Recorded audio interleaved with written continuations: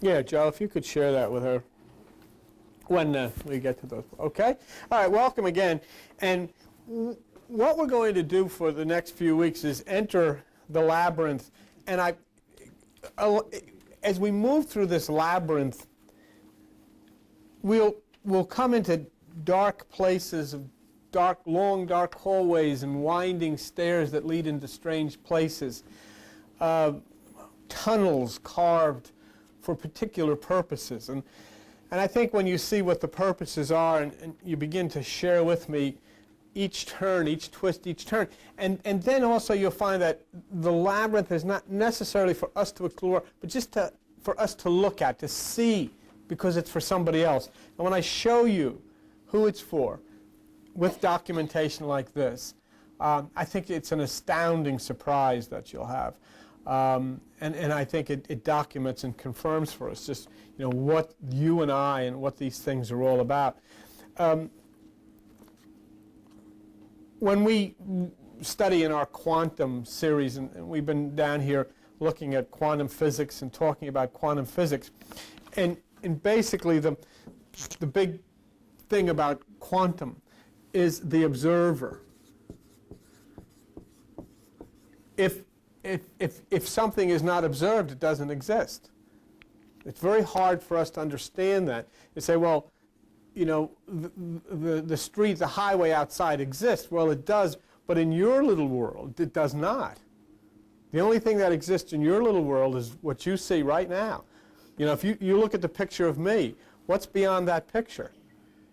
And the only way to be able to find out is close your eyes. That's what's beyond the picture. So all you're looking at is this screen. Nothing else exists in the universe except what you observe. And when you begin to understand that, would you just move that over? When you begin to understand that, you begin to look at one of the real basic tenets of quantum physics. And I'm only bringing that to your attention because we move into the realm of physics, we move into the realm of science when we start understanding the nature of what we call God. And go on to page 727 if you have the Bible there. And on page 727, you go to the book of, it brings you to the book of Daniel. And in Daniel chapter 4 and verse 13, and it basically talks about what the quantum physicist is talking about as far as the observer is concerned.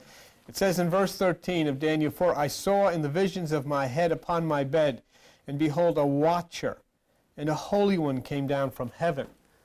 And that watcher, that observer, is part of our lives, part of the existence of things, part of the scientific existence of things, part of quantum. So anyhow, where we concluded before we went on vacation, and that's always difficult, so to try to catch up, we were fascinated with the biblical description of those little angelic beings that you see in cards and everything, called cherubim. Cherubim.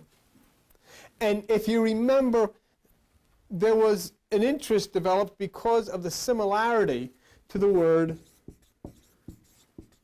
cerebrum, which is pronounced cerebrum, cherubim, and cerebrum is the human brain. Everybody has one. I mean, that you don't have to look in a book for. Now, I understand that some people say, well, in different languages, but one of the things to keep in mind is that when you look into medical dictionaries, the words are of Latin origin.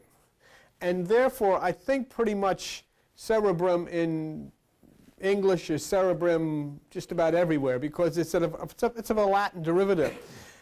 Now, I gave you, if you had the very first page of that little document I gave you, the things that when we start looking at relationships of words, you see that if you go under the word cherub there, the word K-E-R, it's derived from K-E-R, cherub, which is the Hebrew of the Babylonian. And if you look very down at the last two sentences of that paragraph, an animal masked and costumed priest, the cherubim, probably descended from Shabam, Mukarabim, close kindred, guardians of the shrine of the moon goddess at Marib.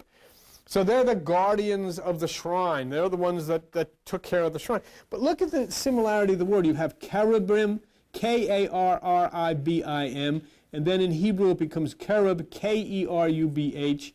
And then if you look at cerebrum, at the very top, which is the human brain, and it talks about the human brain and the mental functions, and it says C-K-E-R. And then when you look under K-E-R, important derivatives, you have Capricorn and cranium and all that business, and then you have cerebrum. So there's a connection there. Now the other interesting thing is if you go down, you see the word cerebrum. If you look at that root of that word, cere, C-E-R-E, you see the dictionary tells us to cover with, or as with wax, to cover over. And then you don't even have to open the Bible, because what I've shown you in Exodus 25:20, I've taken a part of the Bible there, the word cherubim. And the cherubim shall stretch forth their wings on high, covering the mercy seat with their wings. So the cherubim's job was to cover. And the cerebrum is actually the covering. It's the brain and all of that.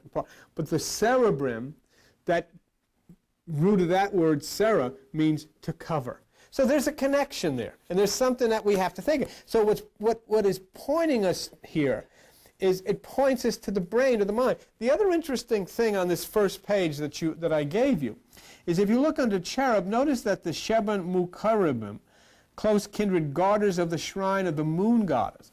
Well, the moon goddess actually is named Sin,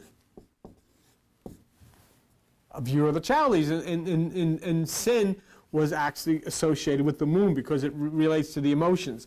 So here we have the emotions, cerebrum, which is the brain, and cherubim. So all of this points us to the brain, to the mind. Cerebrum, the brain, as you know, cerebrum, the brain, cherubim, and the brain being the temple. And of course the Bible tells us that God lives in a house not made with hands, which would be cerebrum, or the human brain. Now, the cherubim are inside the house, inside the tabernacle, which is inside the human brain. And if you remember when we studied initially, we found out that the tabernacle was made in three sections. You had the outer court, which is the holy place. You had the curtain or veil, and that's separated from the most holy place, which was the inner court.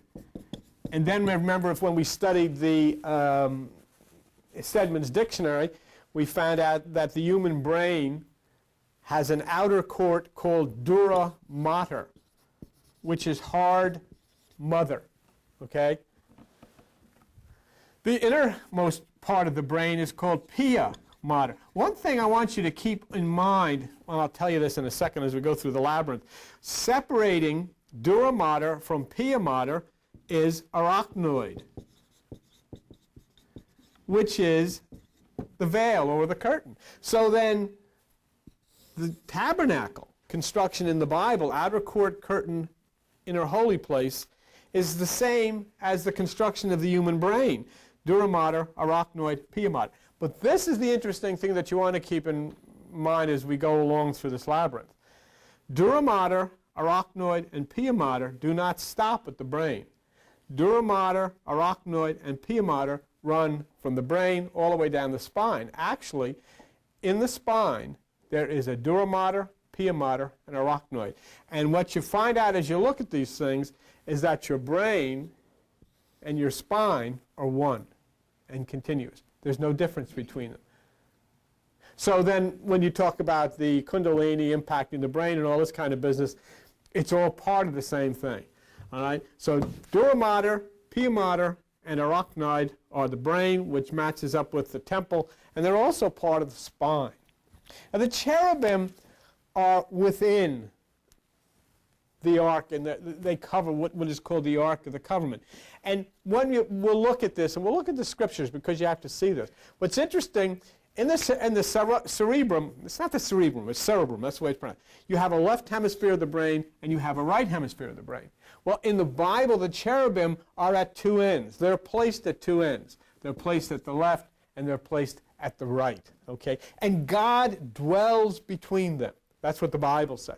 God dwells between. Well, between the left and the right, right at the center, is this thing called pineal. Pineal gland of the brain is at the center. So here we have the cerebrum with the left and the right hemisphere. Here we have the cherubim, one at one end, one at the other. And here we have God dwelling at the center between the wings of the cherubim, and there's where the pineal gland of the brain is located, between the left and the right hemisphere of the brain. Now, why is that so important? Well, as we're thinking the anatomy of the brain, and we're thinking the relationship to the Bible and Scriptures, let me show you why that's important. Go to the Bible, go to page 28. So you see this with your own eyes. Look at the book of Genesis, and in Genesis, look at Genesis chapter 32. And in Genesis chapter 32, look at verse 30. Here's why it's so important. Jacob sees God face to face. Jacob says, I have seen God face to face, and I shall call the place Peniel. It says in the Bible that God dwells between the wings of the cherubim. The cherubim are on the left and the right side. The cerebrum has a left and the right hemisphere. At the center between the left and the right hemisphere of the cerebrum is a place called the pineal. And Jacob says, I have seen God face to face. I shall call the place Peniel. And that's why that's very interesting. And somebody say, well, the word's spelled a little differently. Well, that's fine. I'll deal with that. So put it up on the side and say, well, do you think that's what it means? It's interesting because it's the single eye, the third eye, the seat of the soul, which is described by René Descartes and others from hundreds and thousands of years ago as the center, the sacred pine cone, the seat of the soul, the pineal gland, the single eye. Now, let's, on the basis of what I've shared with you, let's take a closer look and go to page 68 of that Bible that you've got there and look at book of Exodus, Exodus chapter 25, and look at our friends here called the cherubim that we're talking about. Exodus chapter 25, and look at verse 19. And make one cherub on the one end, and the other cherub on the other end, even of the mercy seat shall you make the cherubims on the two ends. So here then, we have Exodus 25 and verse 19. We have documentation there that as you have a left and a right hemisphere in the cerebrum, you see that you have a left and a right, or two ends of the cherubim. What I'm going to show you in a couple of weeks to come is an absolutely astounding, an amazing thing. And I'm going to give you out of Stedman's dictionary a picture of the brain, taken, in which you'll see, and show you. And you want to keep this word in. The word is fornix. Fornix, F-O-R-N-I-X. Don't worry about it right now. But when you get there, you will be amazed. And not only will you be amazed, but that's basically the secret place. I know where it is. There's a picture of it. I'll show you a picture of it. And it's right in the middle of your head. And there's our special secret passageways that go there. And therefore somebody very special. So that you stay with me, and I think that you'll find this very exciting. Let me show you something. To get to this special place inside of you, which the medical dictionaries will show, there are passageways, winding stairs, hallways, all types of ways, tunnels that go through bone and all of these things. There are openings in bone so that these things can go through. Now, this energy, whatever it would be, that travels through these different parts of your body, and even out from fornix to the left and right sides. Can you remember in the book of Revelation, Jesus called himself by a name? He said, thus saith the Amen. Amen. And that's Amen Ra, the Egyptian sun god. And of course and I can't go in that right now, but we've pretty well shown conclusively that Jesus is the Son. Amen. It's an astounding, most astounding thing that I have ever seen. And I will show you this, and you'll be getting documented it. The most astounding thing when you look at all of these passageways that are through the parts of the body and say, well, if you were to say, what is this for?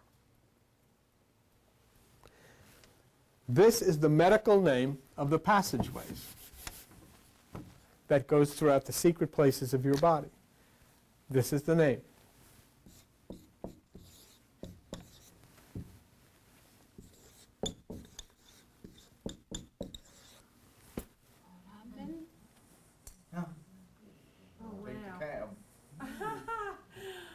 Couldn't it be anything in the world? But that's what it is.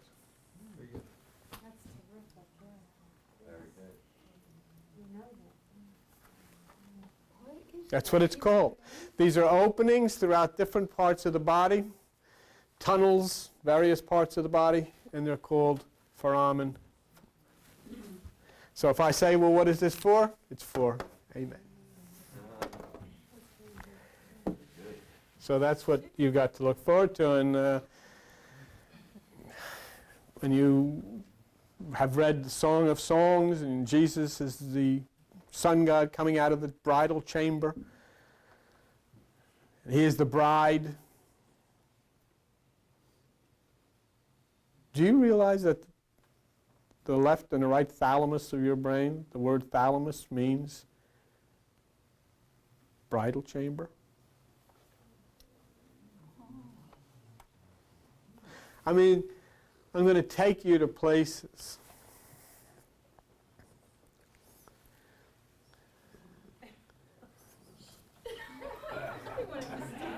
Hurry up. Come on.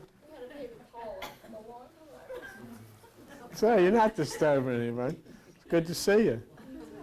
Got to see the nurse with the broken nose, aren't you?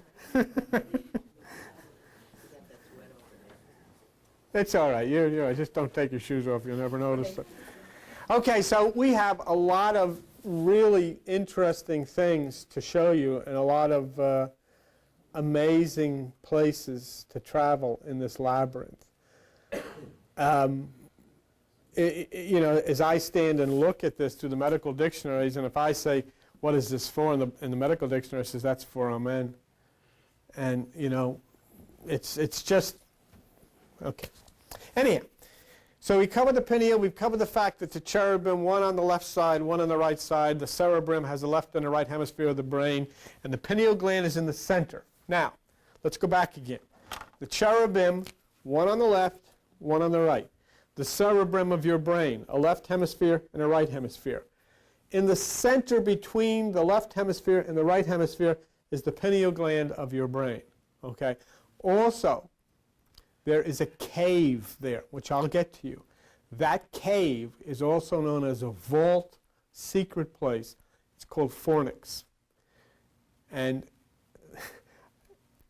the only thing that can get in there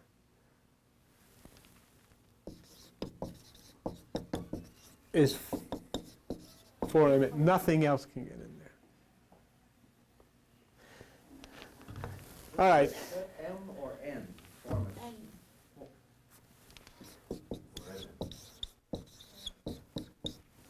Oh, N-I-X. You've heard of, in the Bible, talks about fornication? Okay. But we'll get to there, and that's why it's so critical if you can stay with me and come here each week as we get into this labyrinth and go to these strange places, because you're going to see things that, you know, are really amazing. So we have a cherubim on the left and a cherubim on the right, and in your brain you have the cerebrum on the left hemisphere and the right hemisphere. And in the center you have the pineal gland of the brain. Okay? And we just saw that Jacob said, I've seen God face to face. I'll call the place pineal. All right? Now, go to page 239 in the Bible, and you'll come to a book called 1 Samuel. This is shown several places, but I wanted you to just see it with your own eyes. 1 Samuel chapter 4. 1 Samuel chapter 4 and verse 4. So the people sent to Shiloh, that they might bring from thence the ark of the covenant of the Lord of hosts, which dwells between the cherubims.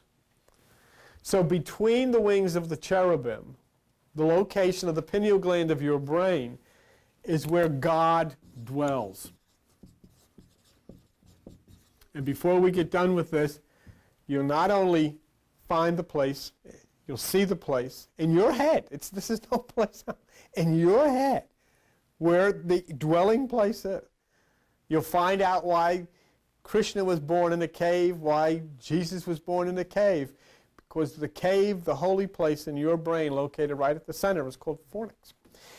And there between the two dwells that magic eye, the pineal gland, and it says here that God dwells between the cherubim. Now, there was another thing interesting about the cherubim. And if the cherubim is rightly connected to the cerebrum, and the more information that we develop, I think the more obvious it becomes that it is the one and the same thing. The left and right in the center of the pineal, and so forth and so on. But what is very strange here is that the Bible associates cherubim with UFO. Okay? And then when the cherubim is associated with UFO, it would seem then that we are saying that the cerebrum is associated with UFO. And we should look at it. Just look at it.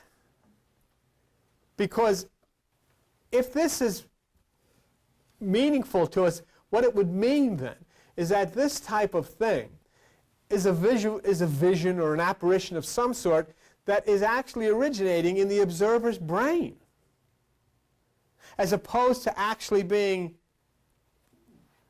coming from outer space. It's coming from inner space. Now, to understand these types of things, it takes your willingness to transcend the five senses where you're trapped, basically, to go on and to see things beyond what you can see, to hear things beyond what you've been previously allowed to hear, to look and understand things beyond what your traditions have written and said this is as far as you're allowed to see or allowed to hear or allowed to think. When you actually are open to this, then cerebrum can take you here. And let me show you why, and I find this interesting. If you look at page 684, and remember all of this stuff you can say, well, no, I don't know, I don't think so. Nobody's trying to prove anything. I'm showing you things, and I'm leaving it up to you to then look and see if you want to establish anything further. But if you look at the book of Ezekiel, and on page 684, on Ezekiel chapter 10, in Ezekiel chapter 10, you see in verse 3, now the cherubims stood on the right side of the house. Now, when the man went in and the cloud filled the inner court. You remember, what he saw was this object that was flying, and he couldn't identify it. And it hovered over and it made this tremendous roar, and it made this smoke and all of these things. And when this thing landed, the man got out, remember? Look, if you see that, look at verse 6 there. The man clothed with linen saying, take fire from between the wheels. In other words, the ground was scorched from between the cherubims. And he went in and stood beside the wheels. And then it says later how this thing took off and with this tremendous roar and this smoke, and then it hovered over a mountain and all this kind of business. I mean, the Bible says this. But what is interesting about it, it connects to this flying object, which had an exhaust and burned the ground when it landed. It connects the word cherubims. Now, one last thing to look at, and we'll just move from that. One last thing to look at about cherubim is that there's an identification here. There's an identification celestially through the zodiac with this and between you and I. And this is what's interesting. Page 715. And on page 715, in the book of Ezekiel, right where you're at, in Ezekiel chapter 41, an interesting statement is made. In Ezekiel chapter 41 and verse 18,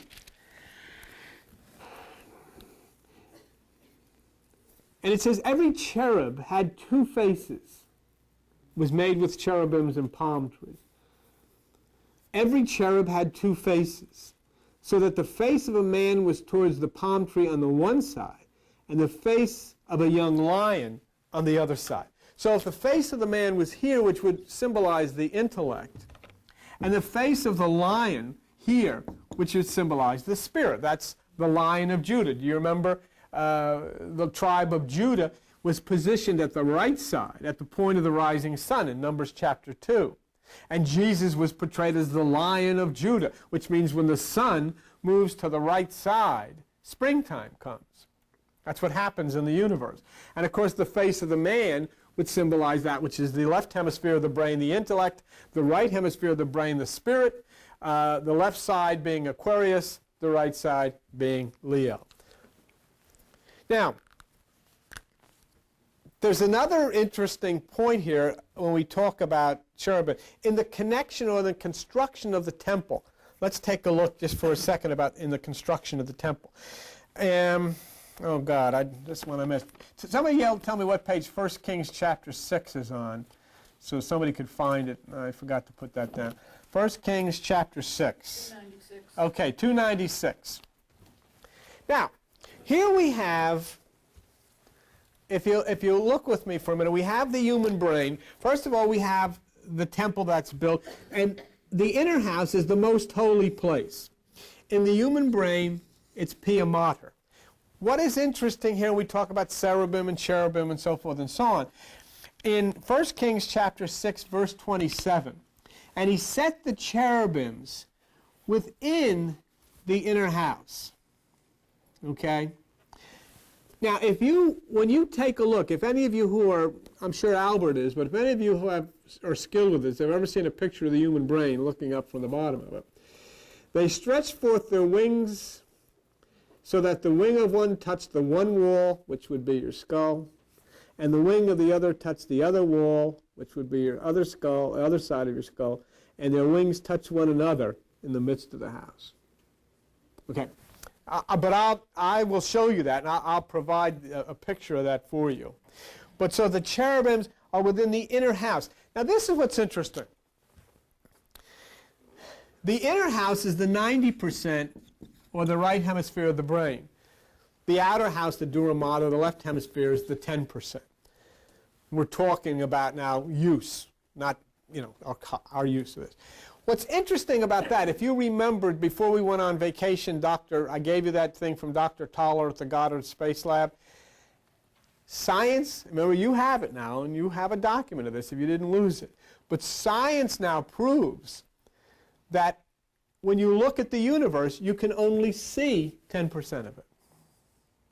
90% of it is unseen, exactly as your brain, your mind is.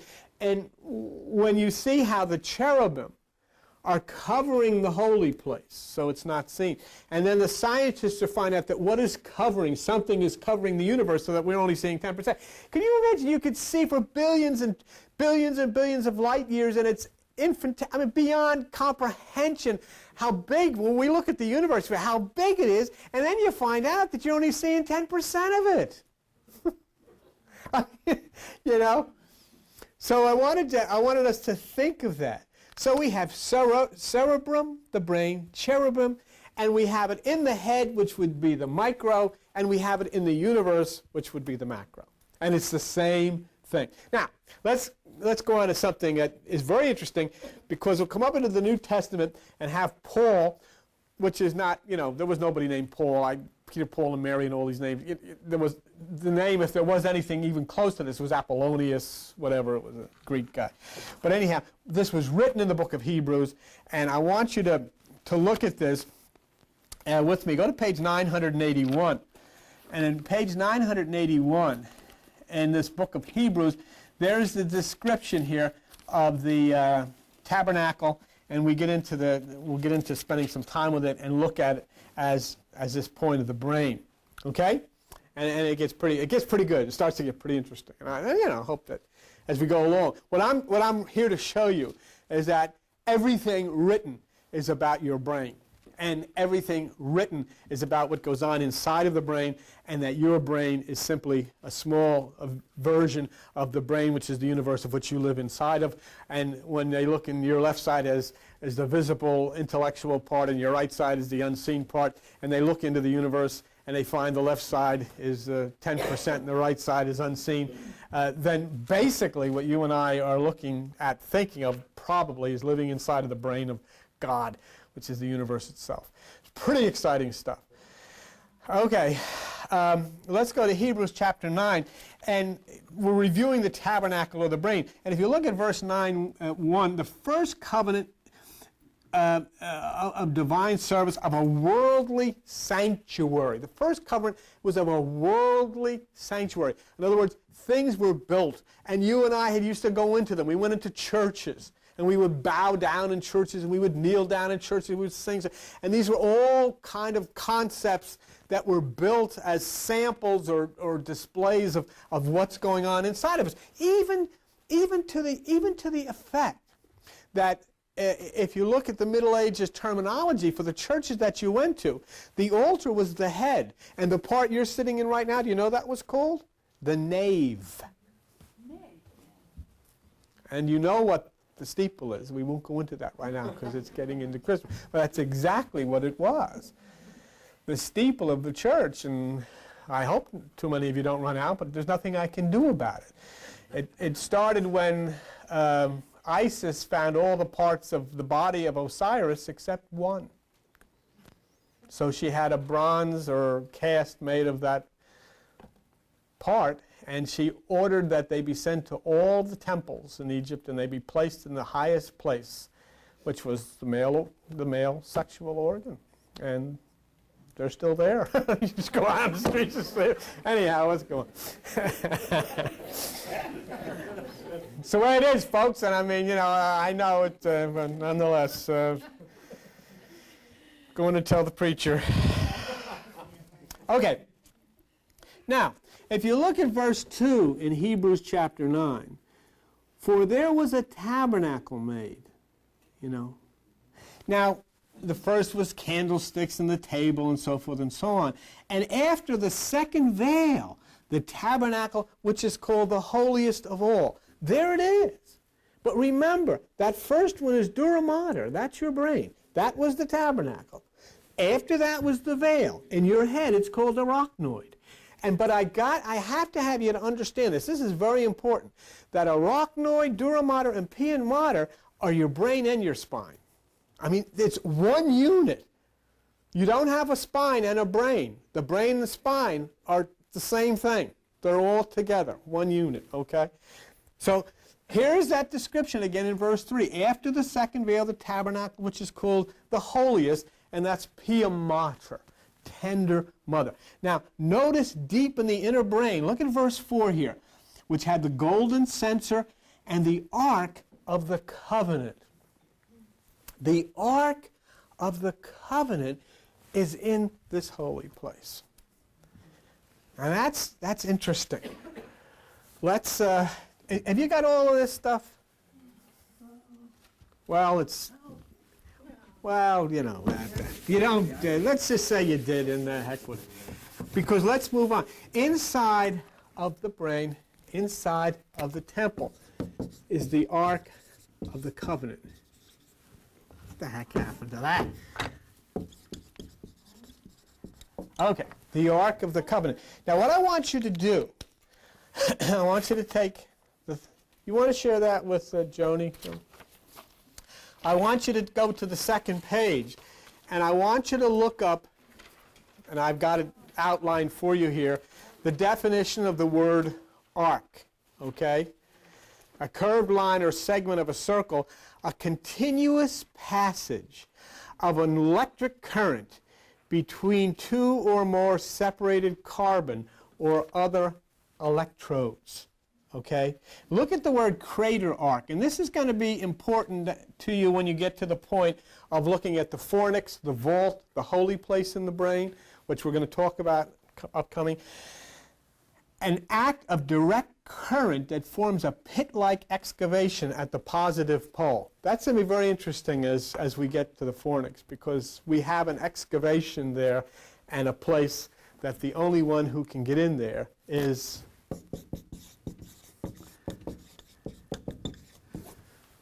and we'll tell you about that. All right. And then look at the reflex arc if you can.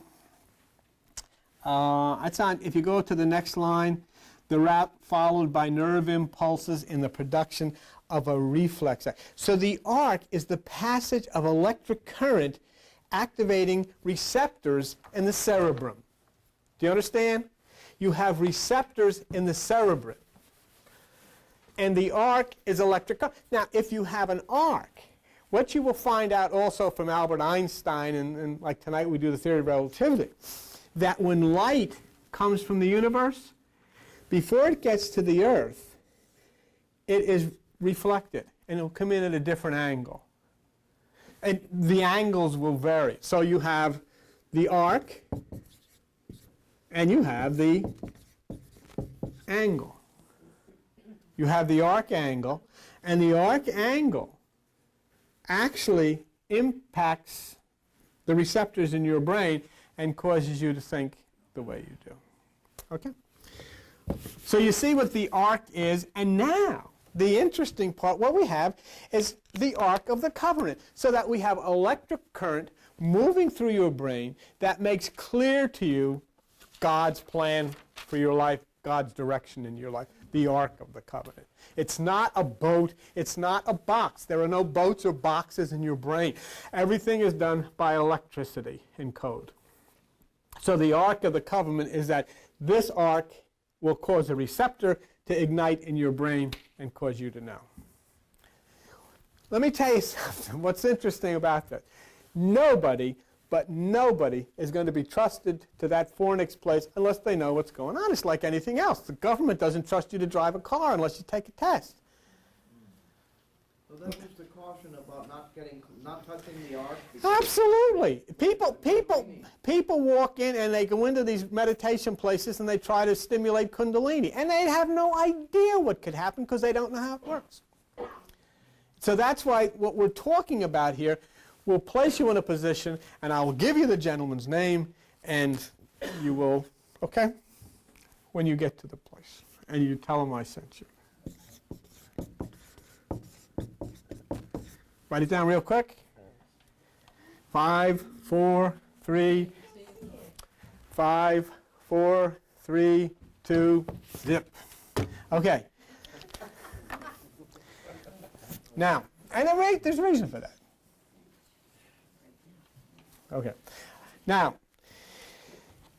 notice in the tabernacle, the brain, there are two things that Paul talks about in verse 4. See, what do you have? You have the Ark of the Covenant, and you have the golden, which is kind of irrelevant, censer, but that's not irrelevant. Censer. The censer is important. Remember, this is your brain. The golden censer in your brain is for incense. That's what a censer is. You ever see them in the churches? They would take this and smoke it, fly out of it, and all that. So what the heck is that? Everybody's okay, but but that's fine. And if only they would tell people what this is for, it'd be a beautiful thing. There's nothing wrong with it. They don't say. But they don't tell you what it's for, because they don't tell you that you've got your own. And you don't need anybody blowing smoke at you. You got your own smoke inside, and I'll show you what it's about. Okay? Now, what is that for?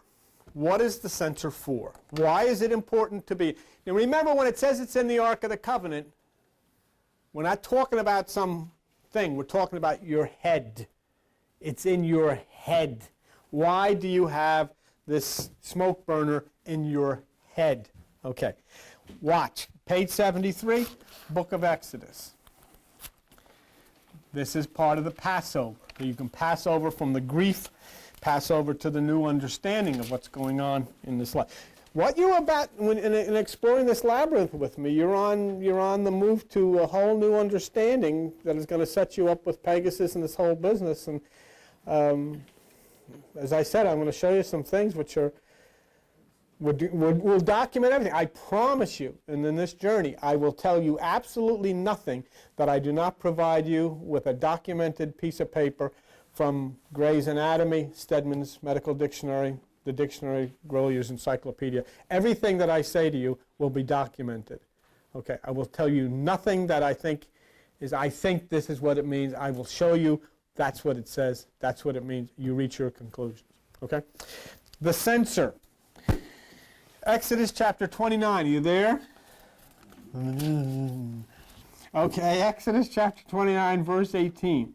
And you shall burn the whole ram upon the altar.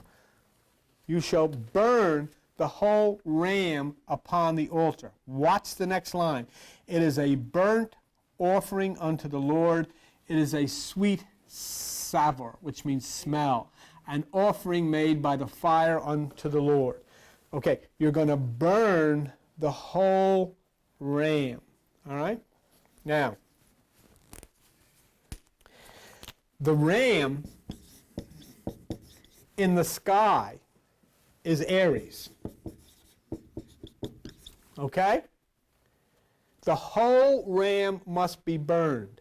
Why? The fire in the sky is the sun. The whole ram must be burned. Why? When the sun fire consumes the whole ram Aries, it gives you springtime. You move from winter and death to spring and new life. When? When the fire consumes the whole ram. You pass over from winter to spring. When? When the fire consumes the whole ram. There is an exodus out of the winter into the spring, into the summer, into new life. And the sun then sits at the right side in the northern hemisphere of the eastern sky. Fine. In your body, what is the ram? What is Aries? Pineal. Okay? Pineal. What consumes pineal? The solar plexus energy in your body. The solar fire in your body. When the energy from the solar plexus rises and consumes the pineal gland, you move from the winter of your life to the spring. You move from the cold, dark times of your soul to the new times of the spring and summer and activate the right side. So, in other words, you can go to study with the Buddhists, you can sit on your hands, you can say Om, you can do all of these things. If the solar fire in your body does not rise and consume the pineal gland of the brain, which is the ram, it's off. There'll be no spring. And I'll tell you something. We've got winter out here now. If the sun, by the trajectory of the earth, does not move and consume Aries, we'll never have another summer. We'll never have another spring. It doesn't make any difference how many spring clothes you buy. It doesn't make any difference how many songs you read about spring. Spring again and birds on the wing again. Doesn't make any difference. Doesn't make any difference. Unless the sun consumes the ram, we will not pass over from winter to spring. So we burn the whole ram. Now, this is what is important about this. Okay, this censer is part of what is called the Ark of Testimony. Now, follow me because we need something very, very significant here. It's extremely significant, and it's very, very important, okay? Testimony is evidence. It is proof, okay? And that's where this is. It's in the Ark of the Testimony. Now, if you go to the next page of this thing that I've given you, I'm going to show you the origin of the word testimony. And we've had fun with this before, but this is very important, okay? If you look at the word testes, which is the male testicle, okay? If you look at the word testes, and I have the first arrow pointed up, you see the word testicle. And then at the last sentence it says, also called testes. You see that? Okay? Now go down to the next word, which is testify. And if you see where I've put that black pen mark over, it says testes, witness. You see that? Now, so then we have then the testimony, the testicle, testify, witness. And let me show you this. In other words, what is being said here? Now listen very carefully. The movement of this will start not in the solar plexus. the movement of this starts in the genital area. Do you remember the 5 virgins that didn't have any oil in their lamp? Is it getting cold in here? Huh? Come on back, turn the air conditioner off. But leave the fan on, just turn the cold part off on the right. Okay. Do you remember the 5 foolish virgins didn't have any oil in their lamp? When we travel through the labyrinth, we'll be traveling through some portions where there is fluid. And the fluid that rises from the genital area through the spine up was called by the ancients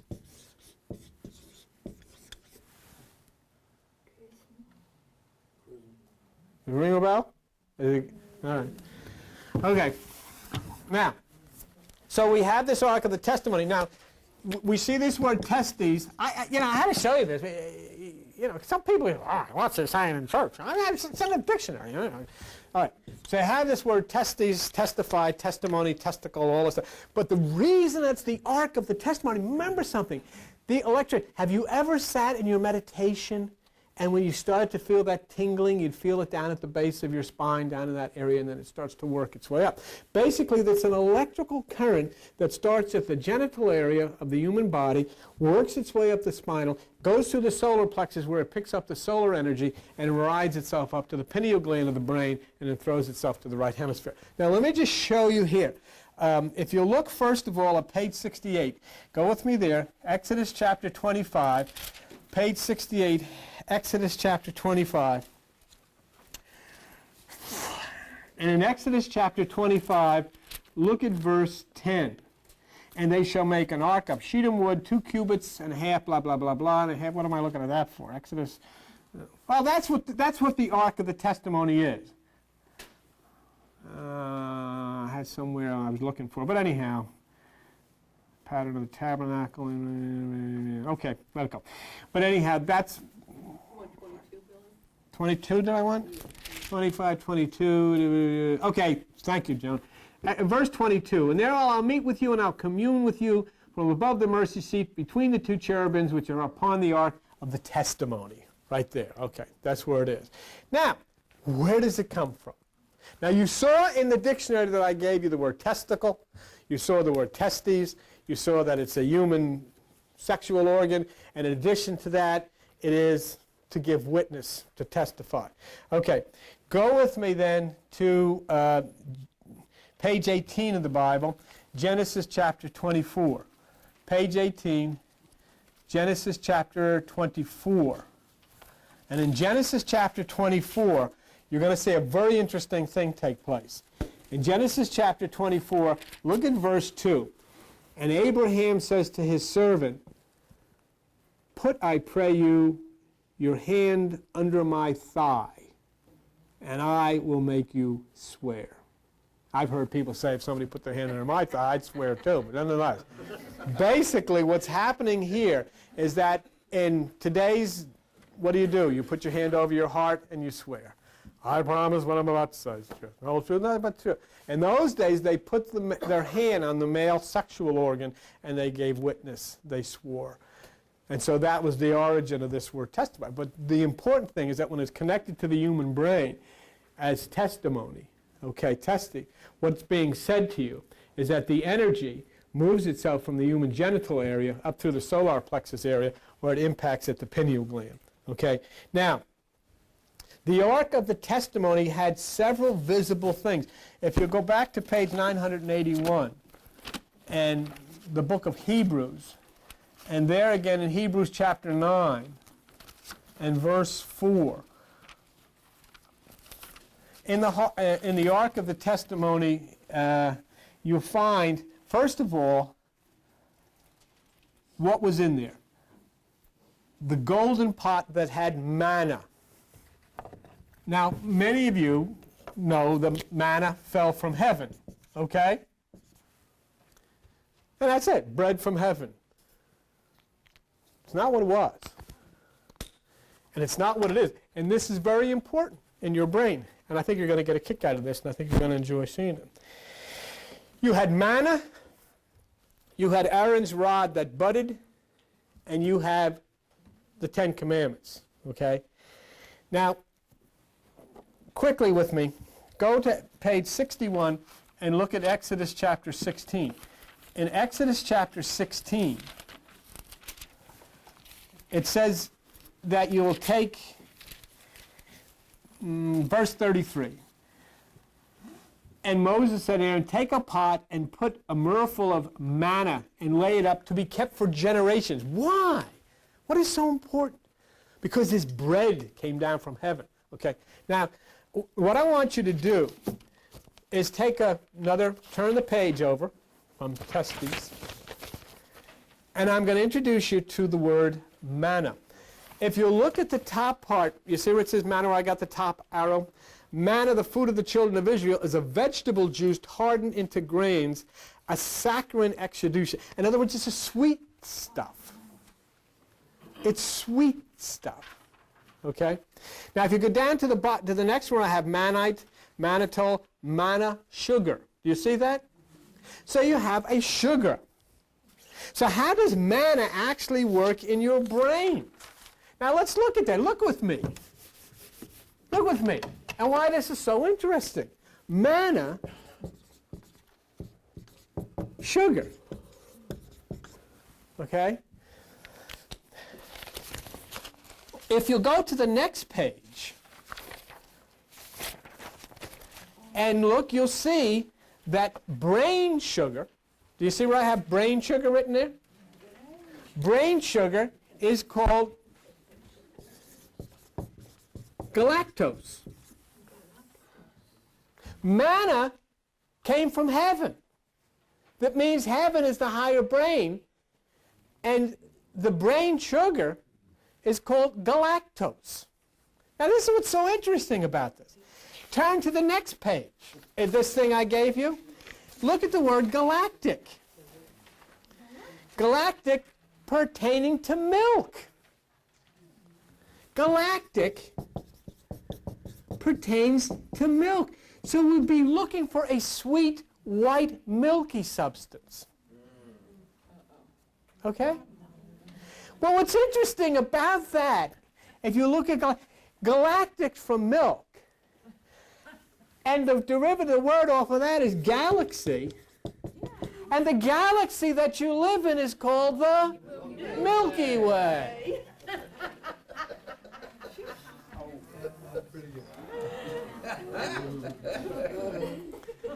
Okay?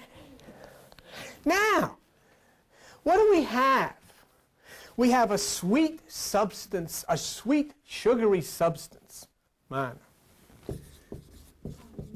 Sugary substance. And we have milk. So the milk is sweet. So we have milk. I want you to go to page 48 in the Bible and look at Exodus chapter 38. And in Exodus chapter 38,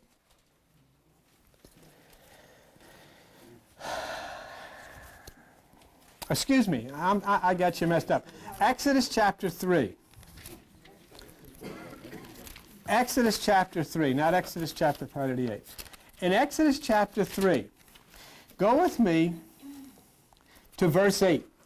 And I am come down to deliver them out of the hands of the Egyptians, and to bring them out of that land unto a good land, and a large land, unto a land flowing with milk and honey.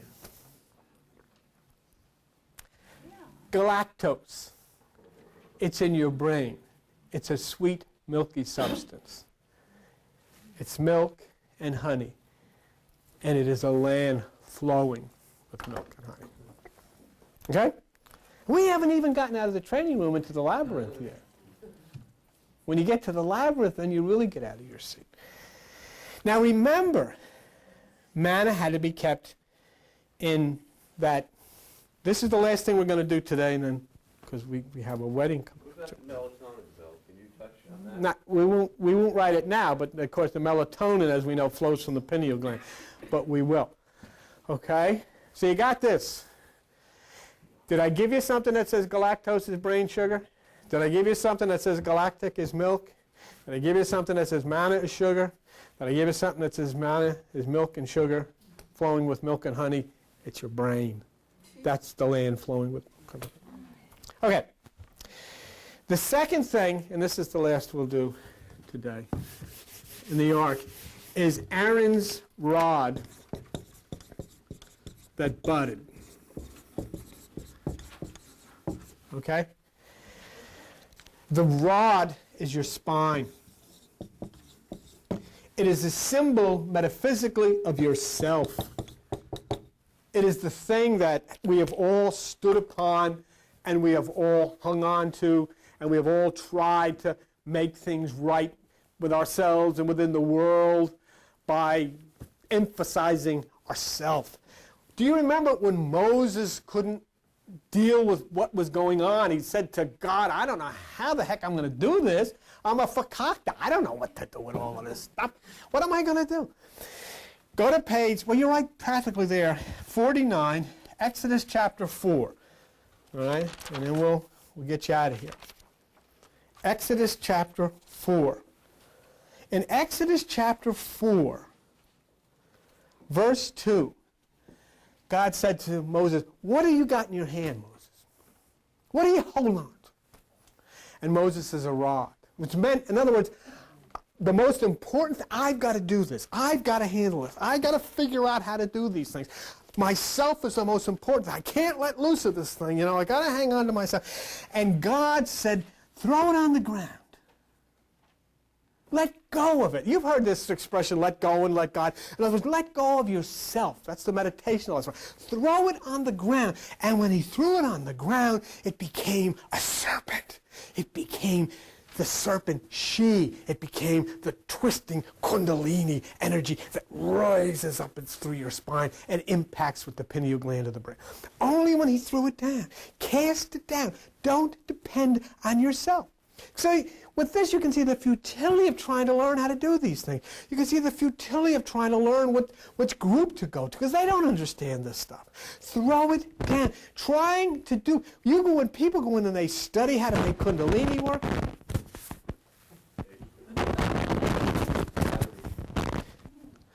is it still, okay? Maybe a new battery. Okay, they study how to try to make kundalini work. They study how to try to make this energy rise up in them. Just bear with me.